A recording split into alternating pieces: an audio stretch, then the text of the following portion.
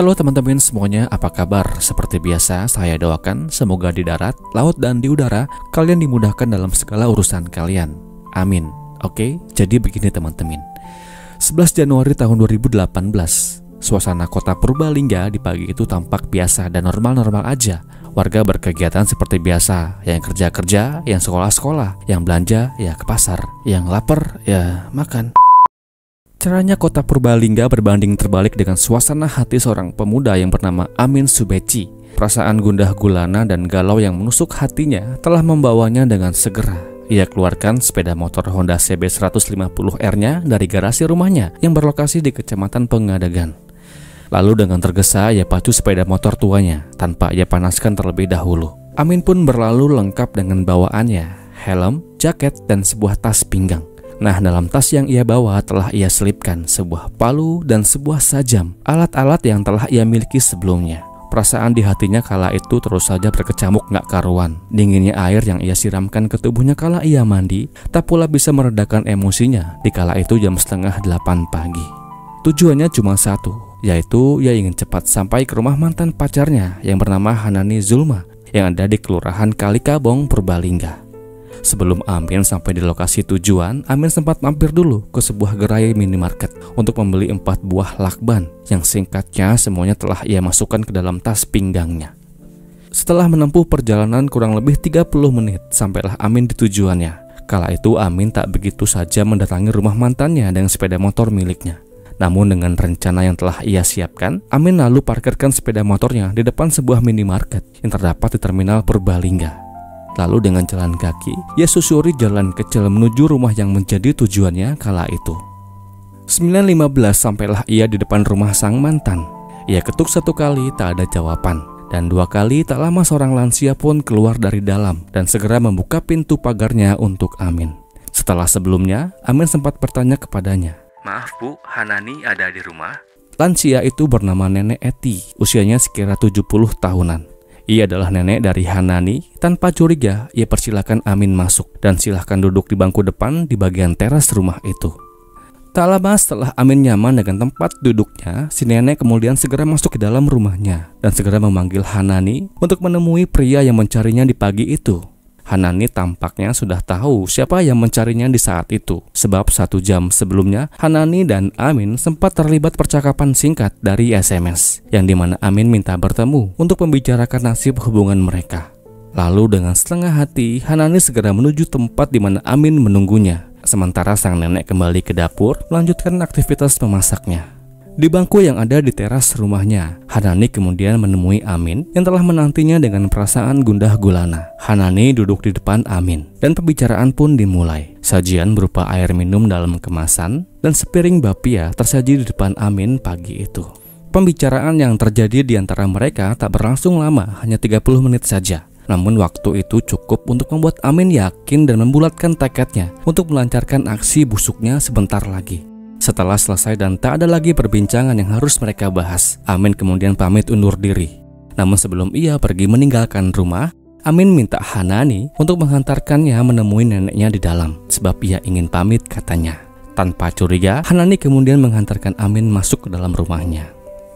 Mereka berjalan beriringan masuk ke dalam rumah menuju dapur. Sesampainya di dapur, Amin sempat bersalaman dengan sang nenek, Nenek Eti, dan kemudian berbalik arah menuju arah teras. Di tengah langkah di ruang tamu yang posisinya masih berada di dalam rumah, Amin dan Hanani kembali terlibat perbincangan singkat. Dan dari perbincangan singkat itulah emosi Amin terpicu dan dengan sekuat tenaga ia dorong tubuh Hanani hingga ia terjatuh dan kepalanya membentur lantai. Mendapati Hanani terjatuh, alih-alih menolong atau membantunya berdiri, malah Amin dekati Hanani dan ia kepalanya ke lantai berkali-kali hingga Hanani tak sadarkan diri sambil ia bekap jalur nafasnya. Mendengar ribut-ribut yang terjadi di ruangan tengah, si nenek yang terganggu dan penasaran akan hal itu segera ia matikan kompornya dan berlalu ke arah sumber suara. Dan betapa kaget si nenek ketika ia mendengar dan melihat betapa kerasnya bunyi benturan yang dihasilkan ketika kepala Hanani membentur lantai rumahnya. Amin yang sadar kehadiran sang nenek tak mau berlama, segera ia berdiri. Ia dekati Nenek Eti dan ia dorong tubuhnya hingga ia terjatuh membentur lantai. Di atas lantai, Amin kembali melakukan hal yang sama dengan apa yang ia lakukan kepada Hanani sebelumnya. Alhasil, Nek Eti diam dan merintih kesakitan. Apakah sudah cukup sampai di situ? Belum. Dendam Amin belum tuntas. Melihat kini ada 2 tubuh yang tergeletak di lantai, Amin segera menuju tempat di mana ia taruh tas kecilnya di teras rumah. Dari dalam ia ambil sajam miliknya yang telah ia siapkan sebelumnya, dan dengan sajam itu ia arahkan ke bagian leher kedua korban. Satu persatu ia lakukan tanpa rasa iba dan rasa empati sedikit pun, mengingat keduanya adalah orang yang pernah kenal baik dengan Amin. Di hari itu 2 nyawa manusia dipanggil Tuhan yang Maha Kuasa. Saya ucapkan duka yang mendalam. Selesai, Amin berlalu tanpa berdosa. Ia ambil sepeda motornya di terminal, membuang sajam yang dia pakai ke Sungai Kelawing dan pergi berlalu. Dan lalu, apa yang sebetulnya terjadi? Dan bagaimana kisah ini selengkapnya? Jadi, begini. Di tahun 2012, atau tepatnya 23 Mei tahun 2012, Amin dan Hanani bertemu. Dan dari intensnya mereka bertemu, muncullah benih-benih cinta di antara mereka. Dan janji untuk saling sayang alias berpacaran akhirnya terbuhulkan. Mereka jadian sewaktu Hana masih mengenyam pendidikan program sarjananya di Universitas Muhammadiyah Purwokerto. Dan setelah ia lulus, sementara Hana belum mendapatkan pekerjaan. Ia tinggal bersama dengan keluarganya di Kali Kabung. Hanani di mata teman-teman kampus dan mantan dosennya mengatakan ia merupakan seorang pribadi yang kritis, terbuka, dan ceria. Bahkan dikatakan pula Hanani adalah orang yang militan dalam organisasi kemahasiswaan yang ia tekuni selama ia berkuliah. Sibuknya Hanani menjalani keorganisasiannya tidak serta-merta membuatnya ia lupa akan kewajibannya sebagai mahasiswa, yang tugas utamanya adalah mengukir prestasi. Terbukti Hanani lulus dengan predikat cum laude 3,5 IPK-nya saat itu.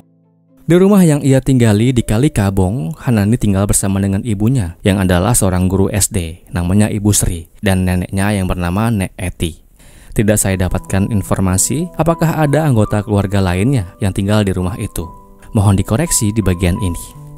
Seperti yang saya katakan barusan, Ibu Sri, ibunda Hanani, adalah seorang guru SD yang dimana aktivitasnya akan dilakukan di pagi hari hingga sore menjelang.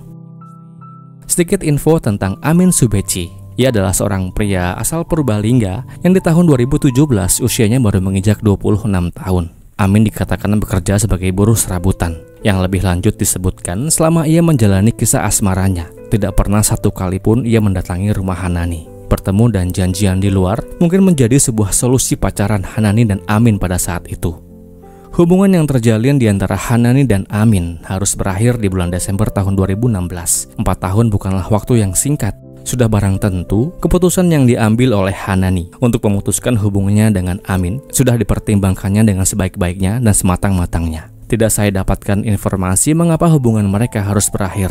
Namun yang pasti, atas keputusan sepihak yang diambil oleh Hanani membuat Amin gak terima. Ia gak mau begitu saja Hanani berpaling darinya. Kurang lebih 4 tahun jalinan asmara yang terbina di antara keduanya sungguh berbekas di relung hati Amin yang paling dalam.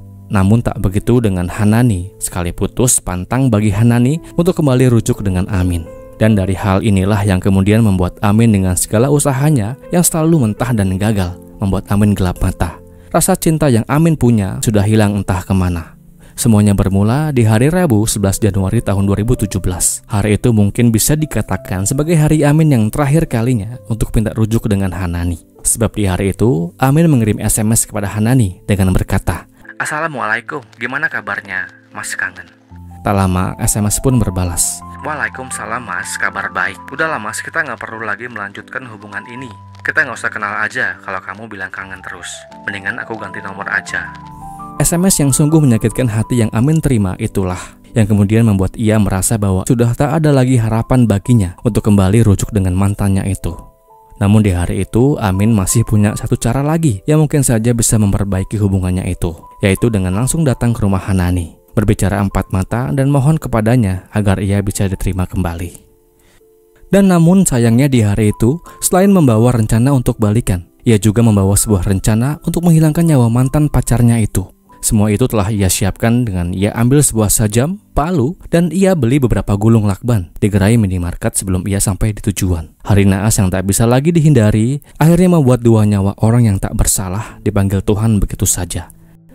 Kasus ini bisa terungkap dengan temuan tubuh Hanani dan Nek Eti di rumahnya di Kali Kabung sekira jam 1 siang di hari yang sama. Orang yang menemukan pertama kali adalah Ibu Sri atau Ibunda Hanani sepulang ia mengajar. Di hari itu betapa hancur hatinya ketika dengan mata dan kepalanya sendiri ia saksikan betapa orang-orang yang ia cintai telah dipanggil dengan cara yang sungguh membuatnya bersedih yang tak bertepi. Temuan itu segera ia laporkan kepada pihak yang berwajib yang tak lama kemudian hadir dan melakukan olah TKP dan evakuasi para korban ke rumah sakit untuk diperiksa lebih lanjut. Investigasi yang dilakukan polisi saat itu dibagi menjadi 2 tim. Satu tim berfokus di TKP, sedangkan satu tim lainnya melakukan pengejaran kepada terduga pelaku. Petugas kala itu singkatnya setelah melakukan pemeriksaan saksi dan pemeriksaan barang bukti di TKP, termasuk handphone korban, menyimpulkan bahwa pelaku tak lain dan tak bukan adalah Amin Subeci yang adalah mantan korban. Pengejaran dilakukan pertama-tama dengan mendatangi rumah Amin di Pengadegan, Purbalingga. Namun di sana polisi nggak menemukan Amin. Dikatakan oleh pihak keluarganya, ia telah pergi entah kemana. Singkatnya, setelah melakukan serangkaian kerjasama yang presisi, akhirnya petugas berhasil menemukan Amin di Cibinong, Bogor, Jawa Barat. 2 hari setelah ia melarikan diri. Standing applause untuk Pak Polisi. Amin dijerat dengan pasal penghilangan nyawa secara berencana, pasal 340, dengan hukuman maksimal seumur hidup dan atau hukuman mati. Atau bisa 20 tahun atau mungkin 15 tahun. Kondisi kejiwaan Amin ketika ia diamankan menjadi tanda tanya bagi petugas yang menangani kasusnya. Sebab kala itu muncul kecurigaan adanya masalah tentang kejiwaan Amin yang terganggu. Namun anggapan itu terbukti salah ketika tes kejiwaan yang dilakukan membuktikan bahwa dalam melakukan aksinya Amin waras dan sehat secara mental.